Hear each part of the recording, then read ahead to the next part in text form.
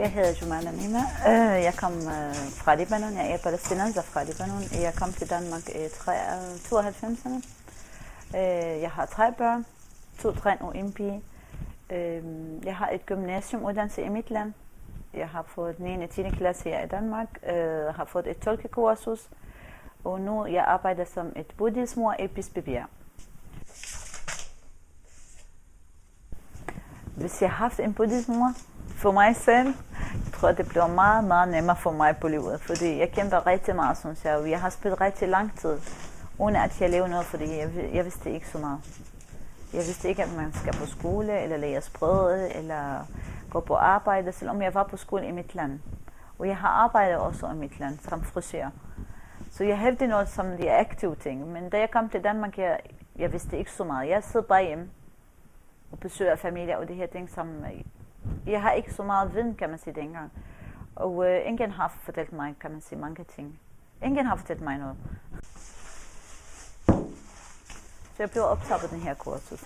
Og det var meget, meget spændende kursus for mig. Jeg har lært rigtig meget også om masser af ting. Opdragelse, sundhed, om børneopdragelse, især til teenager. Fordi jeg har selv teenager derhjemme, og jeg vidste ikke, hvordan man håndterer det her teenager derhjemme, når de begynder at lave de her ting, som de skal. Så jeg har lært rigtig, rigtig meget. Eller hvordan man skal lære børnene tingene. Og hvornår man siger nej, og hvornår man siger ja. Så jeg har brugt det selv med mine børn. Jeg blev et stærk mor, kan man sige. Nu kan jeg sige nej, men jeg har forstået, hvorfor jeg siger nej. Fordi før jeg vidste ikke, hvis jeg skal sige noget til børnene, hvorfor skal jeg sige nej, eller hvordan skal jeg forklare, hvorfor det er nej. Men nu hvis jeg siger det, så jeg er lidt stadig, kan man sige. Jeg siger det, og jeg mener det på samme tid. Så det er ikke noget, jeg siger det, og jeg er tvivl, at jeg er det rigtige eller ej. Så på den måde, jeg tror også, at børnene bliver stærke i fremtiden.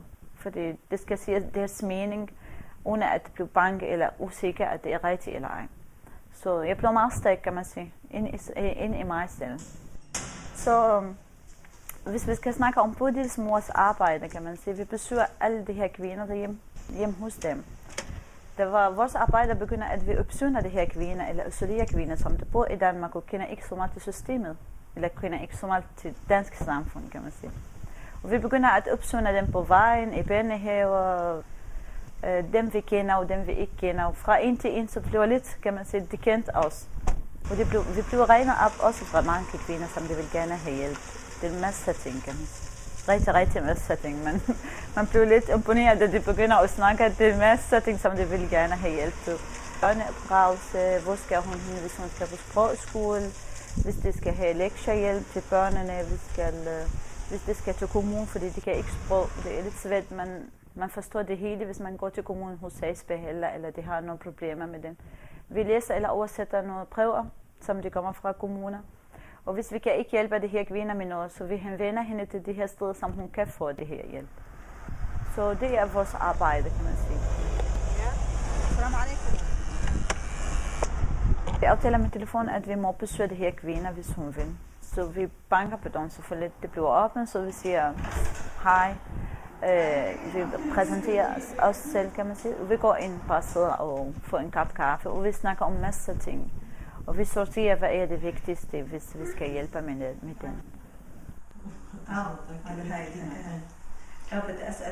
Det begynder at fortælle masser af ting, ligesom at vi er veninder, ikke bare en, som der kommer for at hjælpe. Det er rigtigt. Jeg bliver lidt imponeret på mange kvinder, som de har fortalt en masse ting, som det skulle jeg ikke høre måske, men de har fortalt, og jeg lader dem snakke, fordi måske de vil gerne bare finde en, der snakker med dem. Så vi er den person måske, der bliver lidt at få de her hemmeligheder, kan man sige, fra de her kvinder. Og det var godt, at de bare siger det, fordi hvis de siger det ikke det, så det bliver ikke lettere til dem. Fordi de har alle de her ting i hjertet fra lang tid måske, og ingen har hørt på dem. Så vi fik det rigtige oplevelse, at jeg er glad, når jeg sidder og en, der snakker om sit liv. Fordi jeg fanger alle de her ting, som hun kan ikke, eller hun har ikke forstået på den måde. Så det var en rigtig, rigtig god oplevelse, synes jeg. Og det var meget, kan man sige, tryg for os. Det er ikke noget, det er bange for os. Okay. Jeg kom her i dag for at besøge Humana, fordi Humana er en af de her kvinder, som vi besøger og hjælper dem. Hun har taget nogle prøver, som jeg plejer at oversætte eller hjælpe, hvad der står i prøvet. Jeg har en rigtig vigtigt eksempel for mig. Den ansøgning for opholdstilladelse. Det kan jeg ikke udfylde den her selv. Hun hjælper mig med at gøre det. Jeg bliver rigtig glad for, at der er nogen, kan jeg tro på ham, der kan hjælpe mig med den her. Vi siger også, at vi arbejder under Københavns Kommune, men vi er ikke noget for kommunen. Fordi der er mange, der er bange for kommunen. Vi siger, men det her børnebringelse eller alt det her ting, tvangsbringelse. Så jeg tror, at vi kommer ind til det her sted, som ikke alle der kan. Og vi går ind i hjertet, kan man sige, det her familier, som moren eller børnene, og vi siger alt det her ting, som ingen der kan sige det. Så jeg tror, at det er, hvad vi kan, som det andre kan ikke. Kan man sige, vi går bagved væggene, som ikke andre kan. Fordi vi er araber, eller vi er indvandrere, vi har det samme kultur, samme baggrund, så vi forstår mere hinanden. Og hvis jeg skal forklare noget, som jeg forklarer det på en nemt måde, til at det får tryk, at det var ikke noget, det skal være bange for. Jeg tror, det er rigtig vigtigt, eller det synes jeg er rigtig vigtigt afdeling eller gruppe. Det kan hjælpe alle kvinderne her i Danmark, hvis de kan ikke hvad er reglerne her i Danmark, eller hvordan han skal opløsning problemer, vores problemer, eller det er en vigtig afdeling eller gruppe, kan man som arbejder med dem. Det tror jeg. Jeg er glad for at arbejde som politisk mor, og det er meget ærgerligt, fordi vi skal stoppe måske snart. Fordi de her kvinder, de vil gerne have rigtig meget hjælp, kan man sige. Og det afhænger af nogen, der kan hjælpe med sproget, med at tolke, med mange ting. Så det er meget ærgerligt, synes jeg, at vi stopper nu. Efter at vi blev bekendt, kan man sige. Eller der er mange, der kender os. Jeg sagde altid, at jeg vil gerne fortsætte som politisk mor, selvom jeg stopper med det her projekt. Men fordi jeg kan ikke, hvis der er nogen, der ringer til mig på telefonen og vil have hjælp, så jeg kan ikke sige nej, det kan jeg ikke. Så selvfølgelig jeg skal rydde alt, hvad jeg kan.